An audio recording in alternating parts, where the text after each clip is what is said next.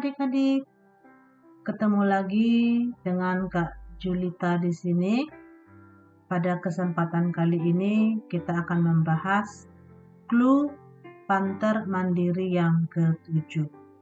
Mudah-mudahan dengan adanya clue Panter Mandiri ini kalian bisa menjawab Panter Mandiri kalian yang ke-7 serta menjawab soal-soal untuk tryout berikutnya. Oke, kita mulai saja. Untuk soal yang pertama, Pak Agus berkedudukan sebagai manajer personalia dan dia merencanakan perekrutan pegawai baru.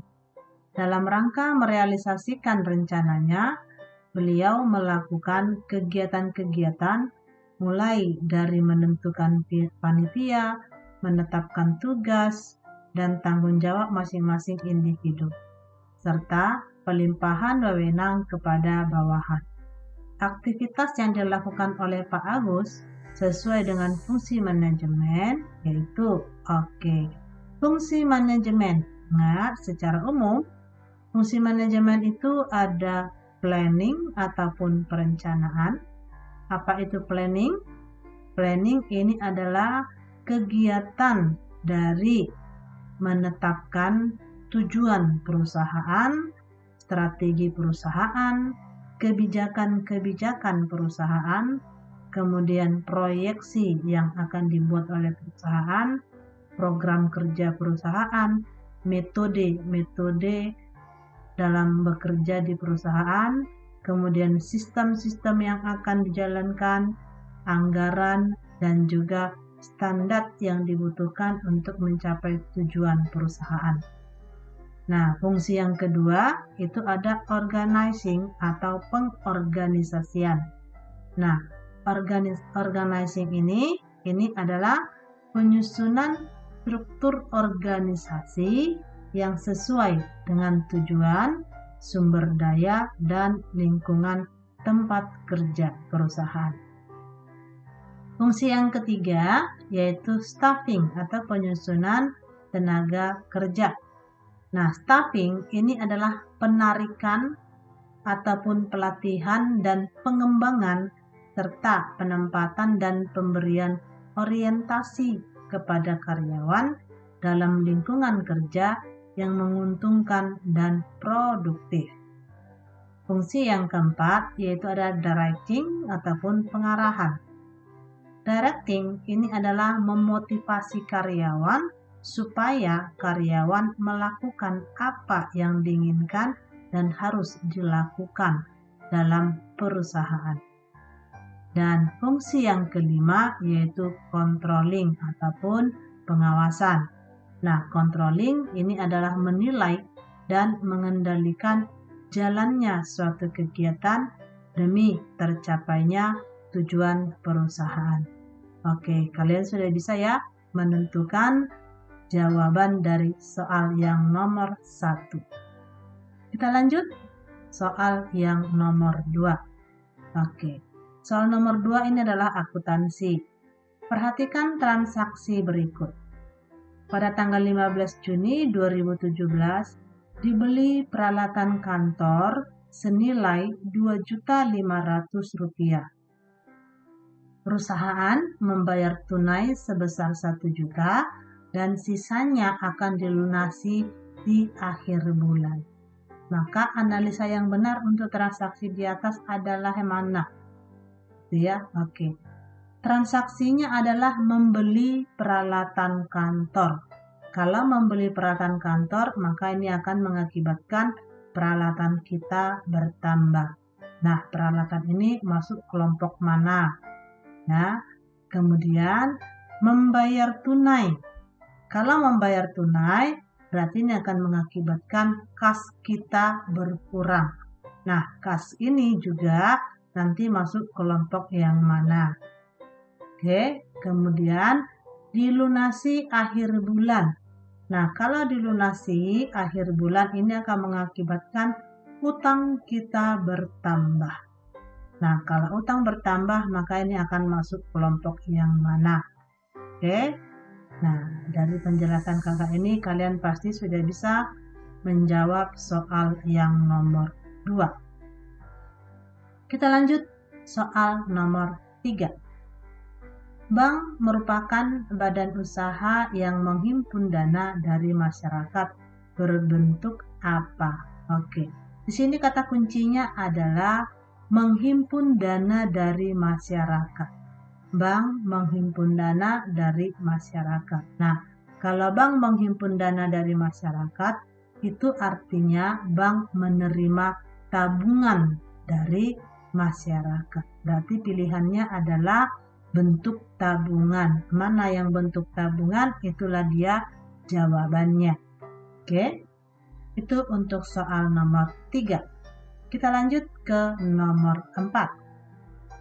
Terciptanya keadilan serta pemerataan pendapatan antara seluruh rakyat Indonesia tercermin dalam fungsi APBN, yaitu fungsi yang mana? Oke, ingat, fungsi APBN dan APBD itu ada fungsi otoritas atau otorisasi. Fungsi otoritas di mana anggaran APBN ya ini menjadi dasar untuk melaksanakan kegiatan penerimaan ataupun pendapatan dan belanja negara pada tahun yang bersangkutan. Sehingga dengan demikian pembelanjaan dan pendapatan ini dapat dipertanggungjawabkan oleh pemerintah kepada rakyatnya.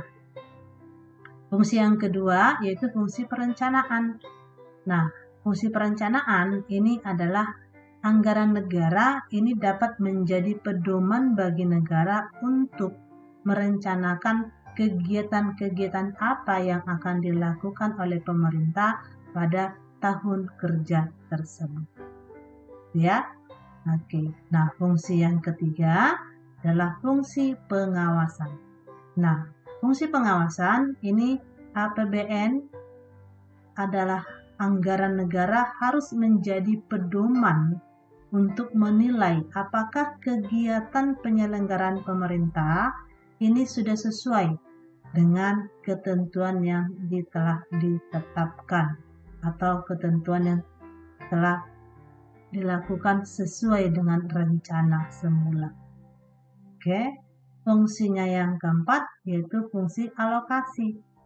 Fungsi alokasi yaitu menentukan sasaran dan prioritas pembangunan dengan mengalokasikan faktor-faktor produksi yang tersedia di dalam masyarakat sehingga kebutuhan masyarakat akan kebutuhan umum ini dapat terpenuhi. Dan fungsi yang kelima yaitu fungsi distribusi. Fungsi distribusi ini menunjukkan pembagian dana pada berbagai sektor seperti sektor ekonomi, sektor perbankan, sektor pertanian, dan sebagainya. Fungsi yang keenam yaitu fungsi stabilisasi. Fungsi stabilisasi di mana APBN menjaga kestabilan arus uang dan arus barang untuk mengendalikan tingkat inflasi dan juga untuk memelihara tingkat kesempatan kerja, tingkat harga yang stabil, dan tingkat pertumbuhan ekonomi. Oke, dari fungsi-fungsi ini, maka kalian sudah bisa menjawab soal nomor 4. Oke. Soal yang terakhir, menghindari adanya kebijakan pemerintah dalam penentuan harga dan sulitnya untuk memperoleh keuntungan di atas normal merupakan indikator struktur pasar output yang mana? Di sini kakak jelaskan ciri-ciri salah satu pasar yaitu pasar persaingan sempurna. Oke, pasar persaingan sempurna ini pasar yang terdiri dari banyak penjual dan banyak pembeli. Ciri-cirinya berarti jumlah penjual dan jumlah pembelinya di sini banyak. Kemudian barang yang diperjualbelikan ini homogen atau sama. Kemudian tidak ada halangan keluar masuk pasar atau ada kebebasan keluar masuk pasar. Kemudian semua pihak mengetahui informasi tentang pasar dan harga tidak dapat dipengaruhi atau ditentukan oleh pemerintah. Kemudian konsumen mempunyai kebebasan penuh untuk memilih barang yang dia sukai. Oke, nah dari sini ya, menghindari kebijakan pemerintah dalam menentukan harga. Berarti yang menentukan harga adalah pasar itu sendiri. Nah, dari sini kalian sudah bisa menentukan jawaban nomor 5. Oke adik-adik, itulah tadi pembahasan kita clue panter mandiri yang ke-7. Semoga dengan pembahasan clue ini kalian bisa menjawab panter mandiri yang ke-7. Kita ketemu lagi pada pembahasan panter mandiri yang berikutnya. Sekian dan terima kasih.